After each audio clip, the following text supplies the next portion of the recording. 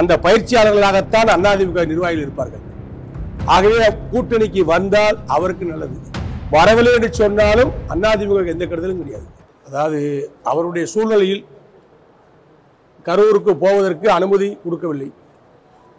திரும்ப அதை மீறி அவர் போனால் அங்கு ஏதாவது ஒரு அசம்பாவிதத்தை யாராலோ உருவாக்கப்பட்டு விட்டால் மீண்டும் ஒரு கெட்டவர் வந்துவிடும் என்பதற்காக, பார்க்காமல் இருக்கக்கூடாது என்பதற்காக அவர் 2 லட்சம் ரூபாயை பாதிக்கப்பட்ட உயிரிழந்த அத்தனை குடும்பத்திற்கும் அவருடைய வங்கி கணக்கிலே வரவு வைத்து விட்டார்.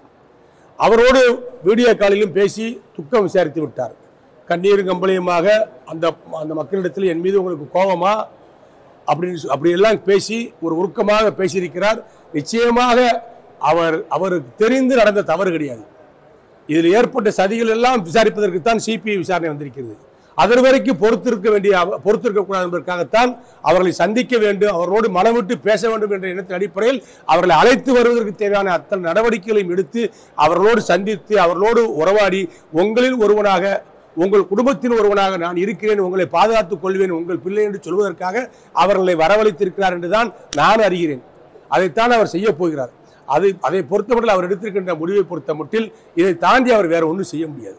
சார், விஜய் கூட்டணிக்கு வருவார், பேச்சுவார்த்தை நடத்துவதற்கான வாய்ப்பு இருக்கா சார்? அவர் வந்தால் எப்படி கூட்டணி? விஜய் அவர் ஒரு ஸ்டார் நடிகர், அவருக்குன்னு ஒரு மாஸ் இருக்கு, அதை மறுப்பதற்கு கிடையாது. அவருடைய நடவடிக்கைகள் குழந்தை முதல் பெரியவர் வரை அத்தனை பேரை கவர்ந்திருக்கிறது. அதெல்லாம் ஓட்டாக மாற வேண்டும் சொன்னால் பயிற்சியுள்ள பயிற்சியாளர்கள் அவருக்கு தேவை.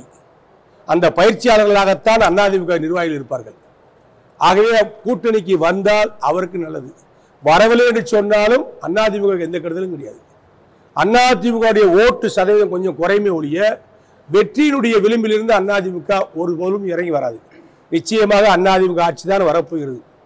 வந்தால் 220 சீட்டு அதிமுக, வரலைன்னா 150 சீட்டு அதிமுக. இதுதான் வருவார்.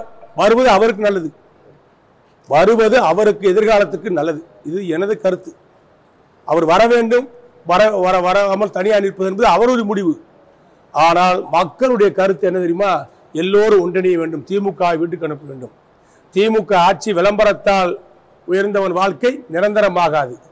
இது தலைவர் எம்ஜிஆருடைய படத்தில் வரக்கூடிய பாடல் வரியில் மட்டுமல்ல, எல்லோரும் இதயங்களில் இருக்கக்கூடிய மிகப்பெரிய ஒரு இதய வினை.